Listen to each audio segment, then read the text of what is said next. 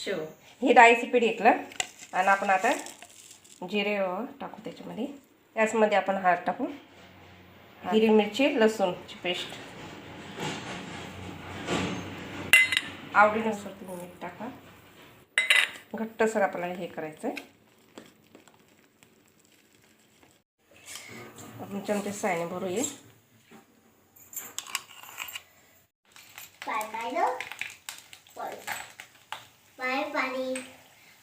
बघा तुम्ही बारीक पण करू शकताय, जाड पण. मी जाड बघा किती छान आपली शेव झालेली आहे, मस्त छान.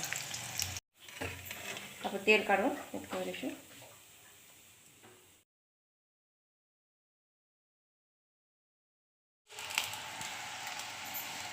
दाखवतो मी.